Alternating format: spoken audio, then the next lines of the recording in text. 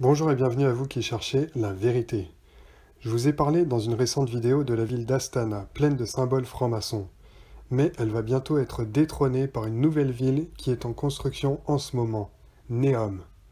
Projet du roi Mohammed Ben Salman, la ville doit être terminée en 2030. Avec une superficie de 26 000 m², elle sera plus grande que la région Île-de-France. 2 fois plus grande en fait.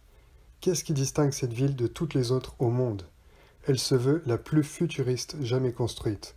La gestion administrative et sociale de la ville sera assurée par une intelligence artificielle. L'Internet sans fil à haut débit couvrira toute la ville et sera en accès illimité et gratuit. Les résidents disposeront de valets robotisés, de taxis volants. Les robots humanoïdes seront plus nombreux que les humains. En outre, un système de reconnaissance faciale couvrira tout le territoire. Tout et tout le monde sera connecté, sera donc contrôlable. Si vous voulez avoir un aperçu de la vie quotidienne dans cette ville, qui sera quasiment un pays, avec sa propre zone économique, ses propres lois, vous pouvez regarder les films comme Bienvenue à Gattaca ou I, Robot. À noter que la direction du projet est confiée à Klaus Kleinfeld, membre éminent du groupe Bilderberg. En sachant cela, on comprend bien que sous couvert de créer un monde parfait, on va arriver à un contrôle absolu des individus. Mais pas besoin d'attendre 2030 pour voir la dictature s'installer. Aujourd'hui, en 2020, pendant que le coronavirus fait diversion, le projet NEOM avance. La région où il est en train de se construire est peuplée d'une minorité ethnique, les Howaitat. Selon une enquête du journal The Independent, ces quelques 20 000 hommes et femmes ont été forcés de quitter leur territoire, leur maison, avec comme lot de consolation un petit chèque de 3 000 $. Toujours selon cette enquête, les 95% de familles qui ont refusé l'offre se sont fait persécuter. On a fermé leurs écoles, on a coupé l'électricité, on a démarré des incendies, on a proféré des menaces de mort. Est-ce vraiment de cette façon qu'on va pouvoir construire un bout de paradis ? Comme d'habitude, ce genre de projet ne concerne que les ultra-riches. Le projet coûte pas moins de 500 milliards de $. Alors pour ce prix-là, on a des belles images, des beaux discours, mais une fois de plus, les pauvres se font écraser sans que personne ne s'en émeuve.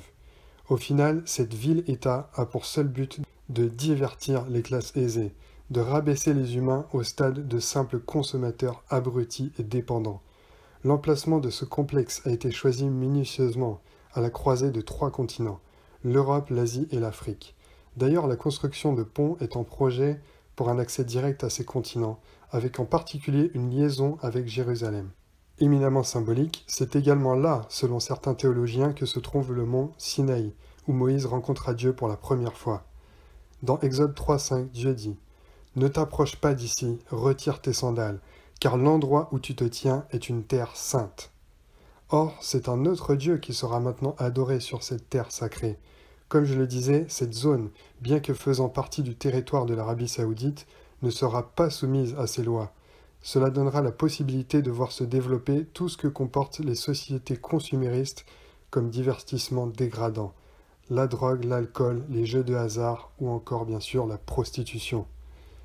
Pendant que le peuple s'amuse, le nouvel ordre mondial peut continuer à avancer ses pions sans entrave. L'Arabie saoudite tente avec sa nouvelle citoyenne Sophia de devenir le leader mondial dans les technologies de l'intelligence artificielle. Qui est Sophia ? C'est le premier androïde à recevoir la citoyenneté d'un pays. Créée en 2015, elle est aujourd'hui le robot approchant le plus de l'être humain. Et Neom en sera rempli. Ça peut paraître mignon à certains, moi ça me fait peur. Car l'intelligence artificielle, c'est comme la fission nucléaire. C'est un grand progrès pour la science, mais qui a toutes les chances d'être utilisé à mauvais escient. La médecine va peu à peu dévier vers le transhumanisme, ou l'être humain augmenté. Les guerres vont pouvoir se dérouler sans l'intervention de soldats humains. Par contre, les victimes collatérales resteront de chair et de sang. L'État policier va pouvoir suivre vos faits et gestes en direct à tout moment, sans compter que 50% de la population mondiale pourrait bien se retrouver au chômage. Attention aux fausses promesses. Le salut ne se trouve pas dans la technologie. Même une intelligence artificielle ne peut être complètement autonome. Elle doit au minimum être programmée. Elle sera donc toujours aux mains des puissants de ce monde qui l'appellent de leur vœu. L'oligarchie nous promet un environnement stérilisé, aucun crime, aucun délit, aucun papier qui traîne, et un environnement uniformisé.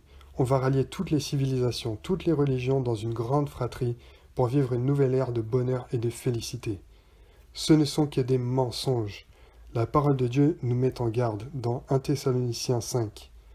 Car vous savez bien vous-même que le jour du Seigneur viendra comme un voleur dans la nuit. Quand les hommes diront paix et sécurité, alors une ruine soudaine les surprendra, comme les douleurs de l'enfantement surprennent la femme enceinte, et ils n'échapperont pas.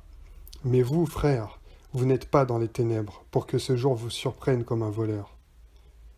Vous qui cherchez la vérité, je vous laisse avec ce verset dans Romains 12, 2. Ne vous conformez pas au siècle présent, mais soyez transformés par le renouvellement de l'intelligence, afin que vous discerniez quelle est la volonté de Dieu, ce qui est bon, agréable et parfait.